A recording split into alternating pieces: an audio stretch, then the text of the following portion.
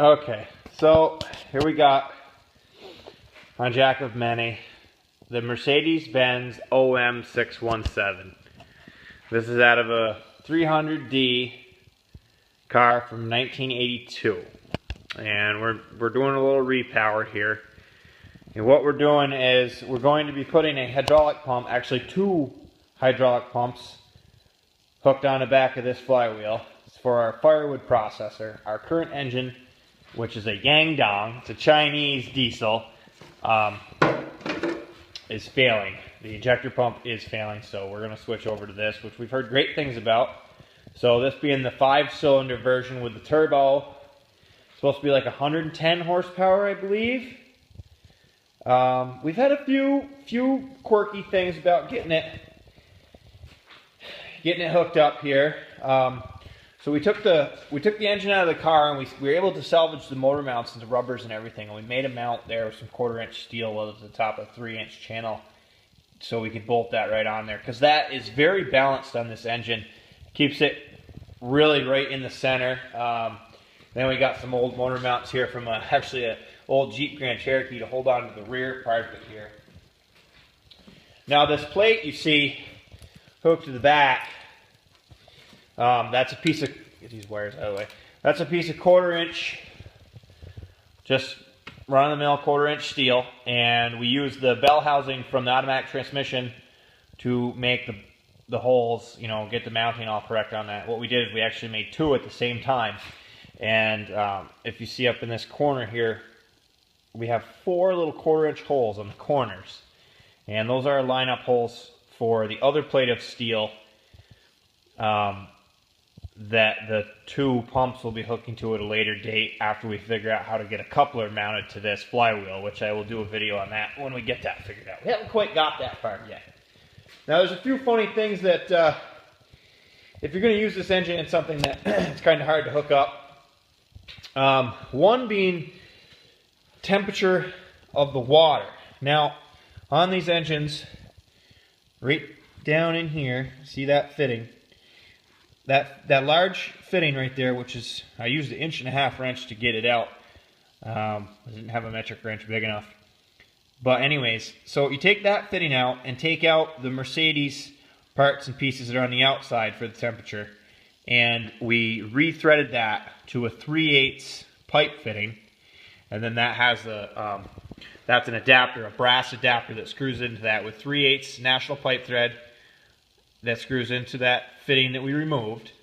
And then the adapter accepts a water temp from, you know, your local Napa or whatever your local auto parts store is. That actually was fairly simple. The oil pressure, which is back here, and there's a rag plugging the hole right now so the oil doesn't want to leak out on the floor. We're still working on that. We removed the old one, and I TIG welded in an 1/8-inch piece of pipe into the old fitting, because it's it's a funny thread. I'm not really sure what that is or what size that is, and I'm trying not to spend a whole lot of money on this. So did that, and it looks like I got to go to the store and get a 90, get an 1/8-inch 90 to get it out of there, and then I should be able to hook up the normal, just run-of-the-mill, like I said, Napa grade oil pressure sensor. Other than that, so far so good. We use the radiator out of the car, which has the oil cooler on there for the engine, which is a really cool feature. I really like that. And you know, when we started looking into these Mercedes engines and we saw that on there, we really like that.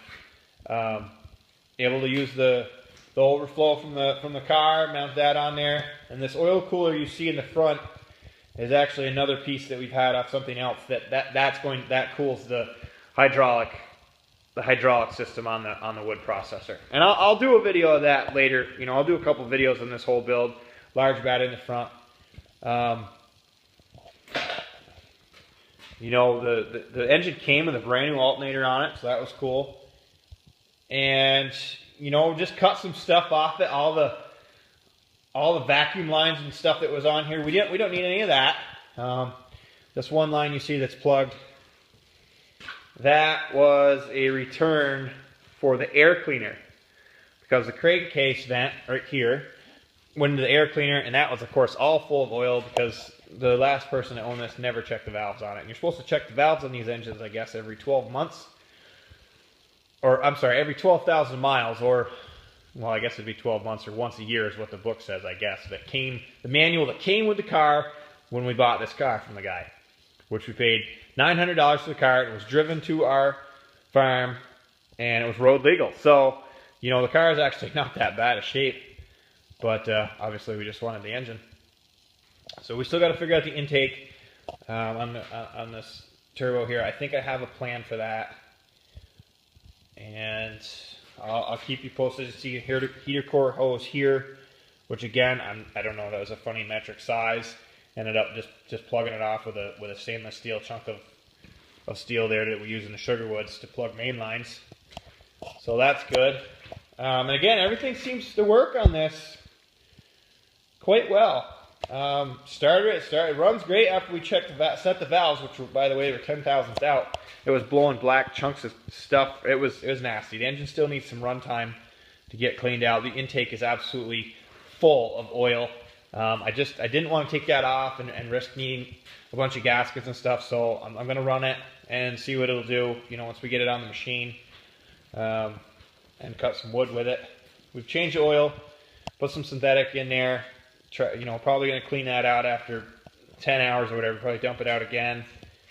Remove the power steering pump and the air conditioner because we don't need that. Now, for anybody that's going to use these engines for a repower, you're going to want to watch this channel probably, because I'm going to give you some videos on what we're going to do here in hooking this flywheel. Now that is the automatic transmission flywheel. We thought about using the standard one or getting a standard one.